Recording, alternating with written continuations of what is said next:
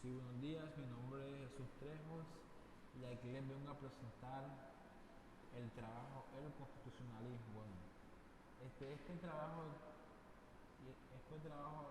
él tiene por objetivo señalar algunos aspectos de interés sobre la historia del constitucionalismo. En solo unas páginas no se puede intentar nada que vaya más allá de poner en evidencia la existencia de algunos principios que van a marcar la evolución hacia el concepto que de constitucionalismo se tiene desde fines del siglo XVIII y comienzos del siglo XIX, extendiéndose como el movimiento que consagró el ideal de una constitución escrita en un régimen de limitación al gobierno con garantías de libertad e igualdad para todos los individuos. Nuestro propósito es volcar algunas reflexiones sobre la evolución, de estas ideas en el tiempo.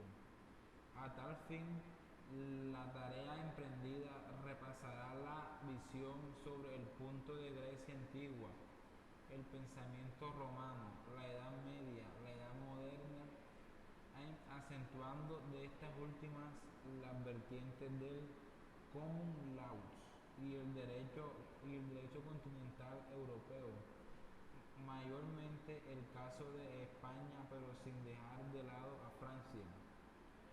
La necesidad de un, la necesidad, la necesidad de un estudio histórico del derecho se atribuye a Federico Carlos Savigny el descubrimiento de la dimensión histórica del fenómeno jurídico al afirmar que el derecho es historia y que el ordenamiento jurídico en todo, es genuino de todo pueblo y tiene un origen histórico. En su opúsculo publicado en 1814 de la vocación de nuestra época para la legislación y las ciencias del derecho, escribió que la condición orgánica del derecho como el modo de ser y el carácter del pueblo es confirmado en el transcurso del tiempo, aspecto en el que puede compararse con el lenguaje. Lo mismo para este. Tampoco hay para el derecho ningún momento de pausa absoluta, ya que el derecho sigue creciendo con el pueblo, se perfecciona con él y finalmente muere al perder el pueblo su peculiaridad. En este mismo sentido, Abelardo de Balitz entiende que la historicidad del derecho es percibida con claridad en las instituciones jurídicas, pues, este, estas se hallan en permanente transformación, alcanzan la plenitud cuando logran equilibrar su normatividad con el ambiente externo, condiciones sociales. Pero como el equilibrio no es estable, cuando hay una alteración en la variación de las condiciones sociales no seguida de la variación de la normatividad, se produce una incongruencia que genera un desequilibrio. Esta incongruencia entre las estructuras normativas, entre comillas, la hoja de papel, al decir de Fernando La Sella, y la realidad social llega a un punto en que se vuelve insostenible, ya que la sociedad necesita del derecho y no de la letra muerta. De ahí que busque el restablecimiento del equilibrio, que suele producirse en dos etapas: mutación y reforma. En la primera mutación, el texto de las leyes no se modifica, pero la movilidad social influye en ellas, por lo que aún sin la reforma formal, su sentido o inteligencia sufren alteraciones, entre paréntesis, decisiones extralegales que completan, que completan, que complementan la normatividad legal, desarrollo de nuevas instituciones con partes de la misma institución, variación de la jurisprudencia para adecuarse a las nuevas necesidades de la justicia. Ahora bien, cuando las condiciones sociales cambian radicalmente, la estructura normativa debe ser inexorablemente reformulada. Aquí se produce el acontecer histórico, jurídico o la dinámica del derecho, pues cuando la ley de estabilidad resiste obstinadamente el cambio, al suceder de todos modos lo hará inexorablemente bajo la forma de una revolución. A los fines de nuestro estudio será necesario, en consecuencia, dar un breve repaso a los momentos históricos involucrados en cada momento de los capítulos en los que se divide esta monografía, para desentrañar el aporte de cada una de las civilizaciones en pos de la lucha por la libertad de los individuos y la limitación del poder de los gobernantes, que son, en definitiva, las consignas del constitucionalismo. A continuación, el fin de la novela, la constitución escrita y la democracia. El momento actual del constitucionalismo puede ser conocido como dificultad con la sola consulta de algunas de las muchas obras que abarrotan las librerías jurídicas. Su lectura puede satisfacer nuestra curiosidad más superficial sobre diversos aspectos tales como separación de poderes, régimen presidencial o parlamentario, monarquía o república, etc. Pero con ello solo tendremos la, entre comillas, la punta del iceberg, sin haber podido conocer la evolución de los principios y modalidades del constitucionalismo. Ya Gallo, en su comentario a la ley de las 12 tablas, decía que para interpretar las leyes anteriores ha juzgado necesario remontarse antes a los principios de Roma, no porque pretendía escribir dilatando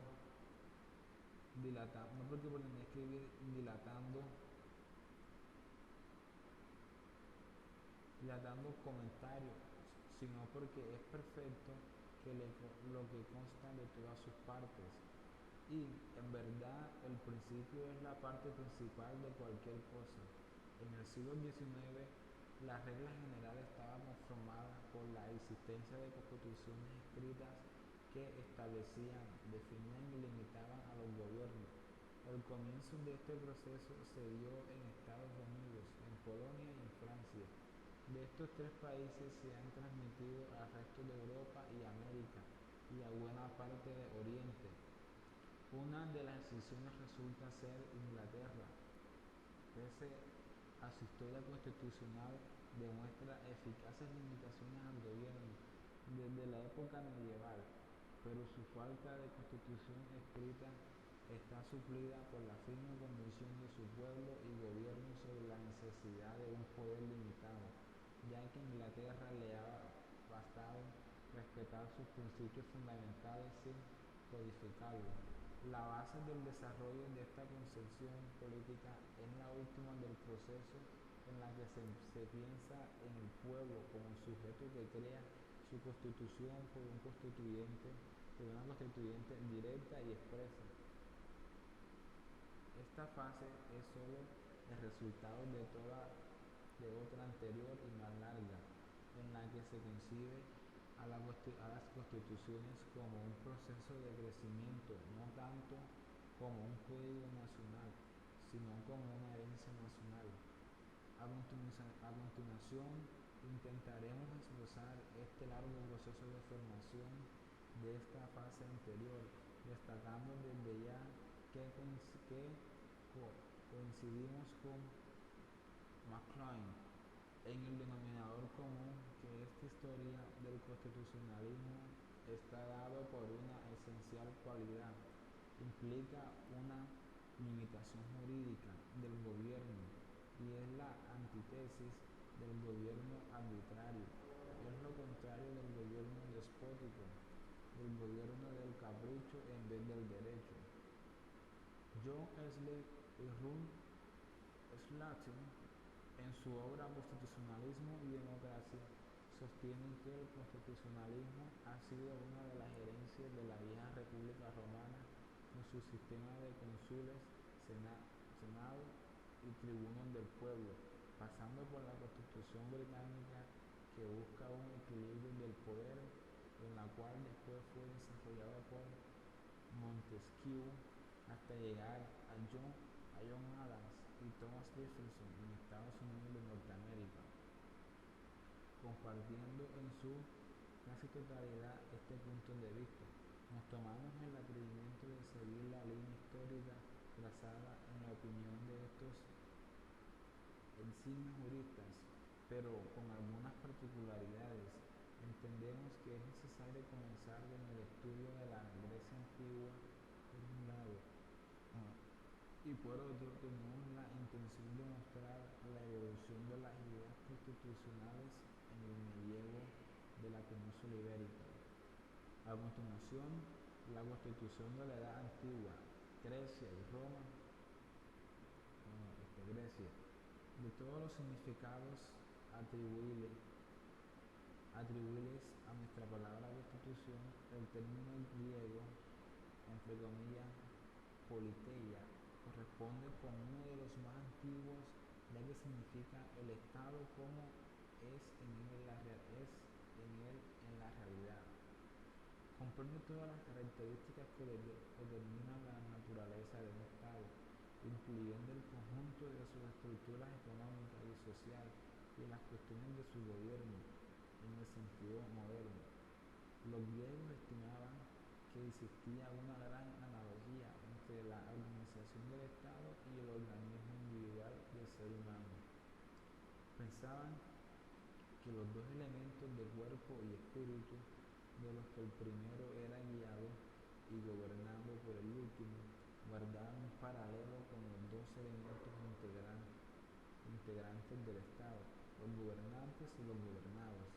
La analogía entre la organización del Estado y el organismo humano era lo que consistía para el griego la cuestión central de la ciencia política.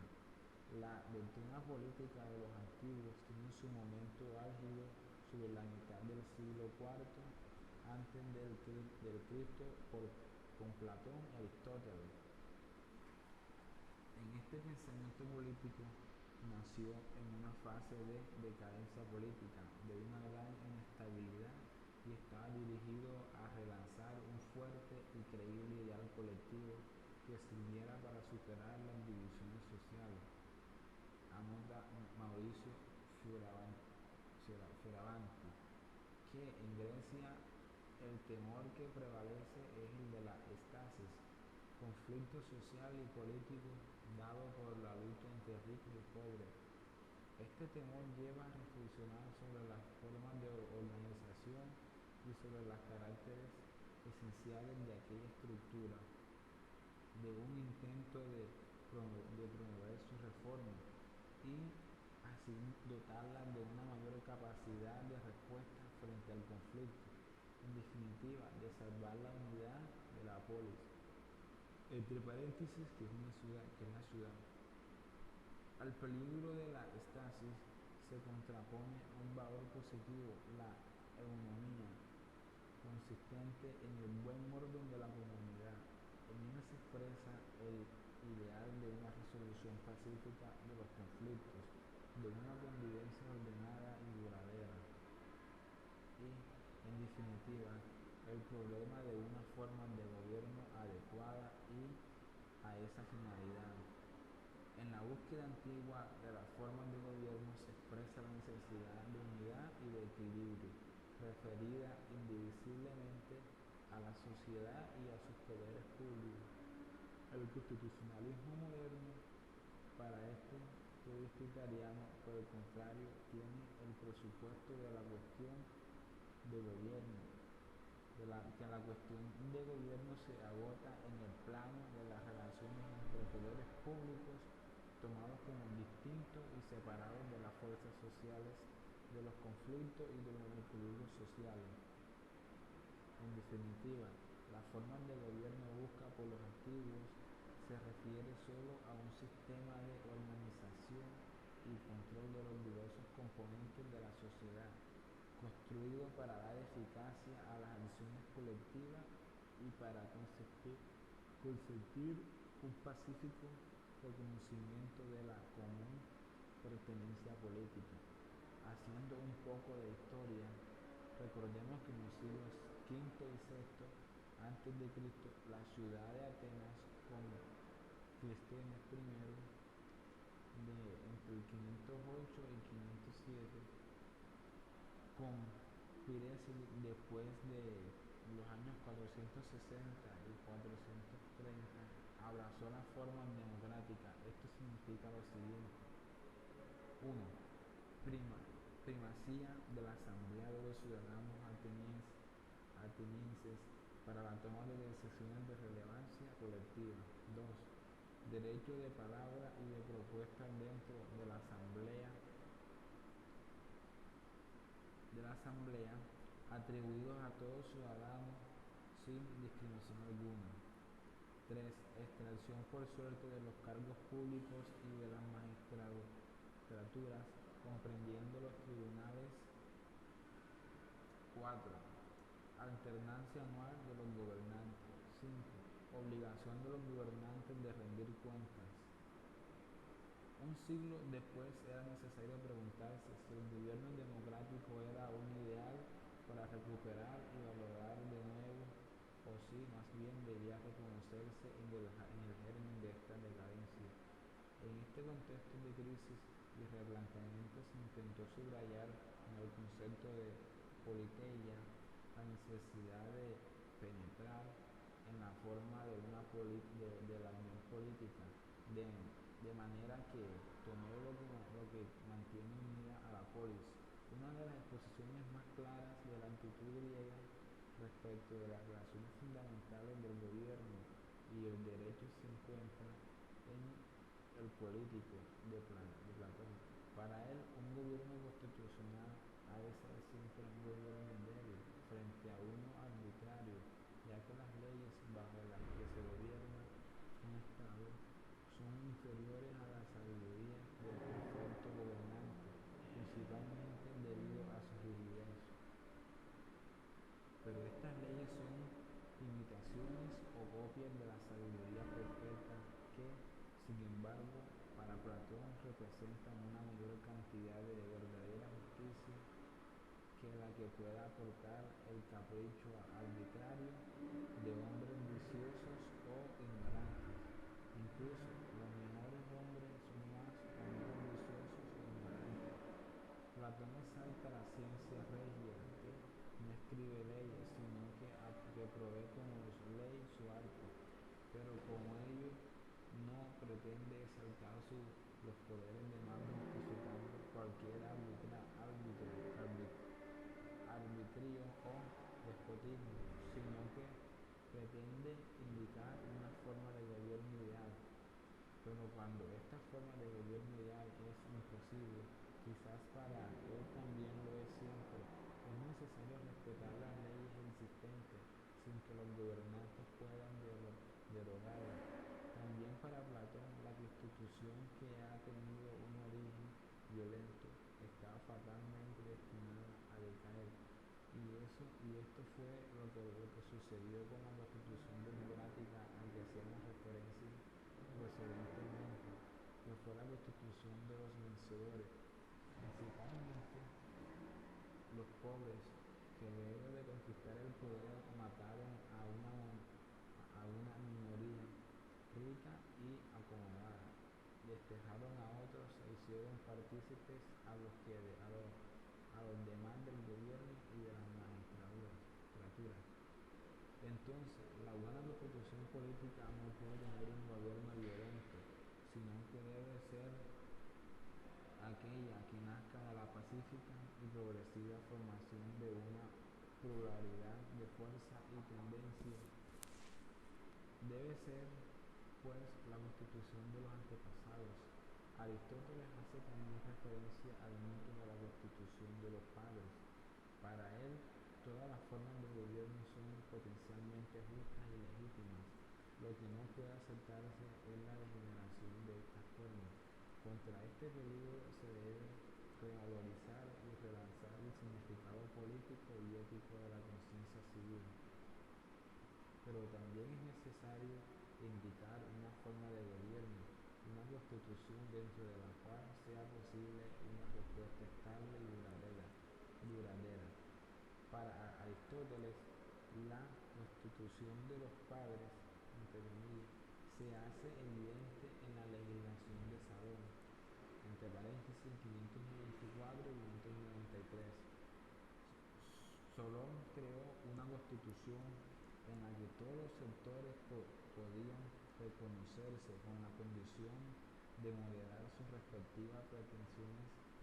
Era una constitución que repudiaba el método democrático de la extracción por suerte de los cargos públicos, pero también repudiaba aquel electivo censitario propio de las oligarquías. A los cargos públicos que se accede con el método aristocrático de la elección de los mejores, pero sobre la base de requisitos de censo muy bajos de carácter democrático. Como vemos, el constitucionalismo griego de este periodo parece no ir más allá de la comparación de las formas políticas sobre las leyes, catalogando a estas últimas solamente como buenas o malas, pero sin decir que no tienen fuerza de obligar. Todo esto termina con que la definición de Estado para los griegos sea política y no jurídica. Es que los griegos concibieron la ley en el Estado solo como una parte o un mero aspecto del conjunto del sistema político, pero nunca como algo fuera o aparte del Estado al que dicha organización política debe ajustarse. Ellos no estaban pensando en principios fundamentales, entre comillas, que vayan a invalidar una ordenanza municipal que los contradiga. En resumen, coincidimos con McLean en que ellos concebían a la ley en términos de Estado, no al Estado en términos jurídicos, como haría el bando romano y el medieval. Solo después de que surgiese la idea de la ley superior y más vieja de la que procedan las leyes de los estados particulares y a la que ellos deben respetar para ser válidas, se hizo posible que la moderna concepción del constitucionalismo reemplace a la antigua. En concreto, la idea del constitucionalismo basada en la noción de ley que prevalece en este periodo se corresponde a la convención de la constitución en el sentido de naturaleza o composición de una cosa. Tal idea de ley puede permitirle a uno decir que una norma concreta es mala, pero nunca que no es legítima. Nota: Levi, Abelardo, Manual de Historia de Derecho Argentino, Tom McLean, Charles Howard, Constitucionalismo Antiguo y Moderno, entre comillas. 3. Fioravanti, Mauricio, Constitución de la Antigüedad o nuestros días, entre paréntesis. Y 4. McLean, Charles Howard. Ahora viene antecedentes históricos del constitucionalismo. Bueno, la Edad Moderna. Por todo lo dicho hasta aquí, se puede concluir que en la época medieval ya existía una constitución mixta. Esta constitución sirve para sostener la idea del poder monárquico limitado por instituciones en las que se hayan representado los distintos sectores de la comunidad política. Sin embargo, la debilidad más importante del constitucionalismo resultaba ser la imposibilidad de imponer, fuera de la idea de revolución, algún tipo de sanción contra el príncipe que avanzase por sobre los derechos de los súbditos. La importancia de este periodo moderno va a estar dada por la lucha de pos de garantizar estos derechos frente a la voluntad arbitraria del monarca y la posibilidad de lograr una sanción cuando se procediere de ese modo. Es que el gran problema del siglo XVI seguía siendo el conflicto entre gobernaculum y jurisdictio, entre paréntesis, y hasta la aparición del cisma religioso, el avance del primero sobre la segunda hacia presagiar el advenimiento de un poder cada vez más absoluto. Como para muestra basta un botón. Conviene traer a colocación el pensamiento de William Tyndale en 1528 sobre la obediencia al rey, pues Dios ha hecho en cada reino al rey juez de todo, sin que sobre él exista juez alguno. El que juzga al rey juzga a Dios.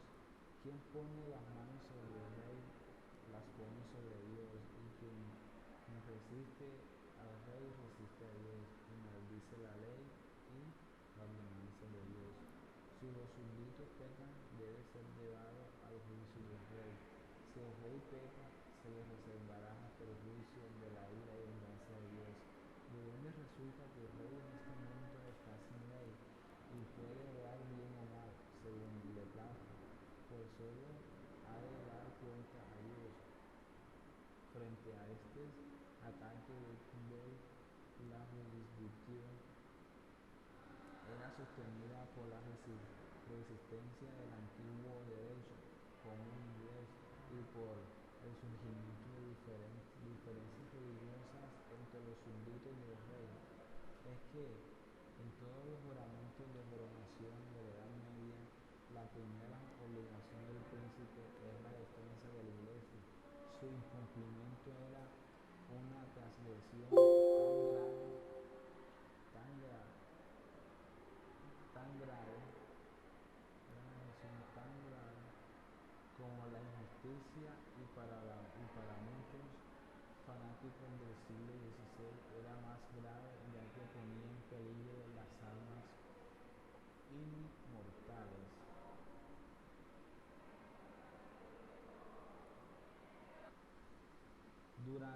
En este espectro, las teóricas sobre la tiranía adquirieron un tinte religioso de debilito al respecto por todos los gobiernos durante los siglos XVI y XVII en Inglaterra y en otras partes de Europa. La jurisdicción tuvo que hacer frente a los abusos del gobierno, pero ha sobrevivido por el pensamiento y la acción de quienes, invocando la tradición inglesa, han salido a defenderla.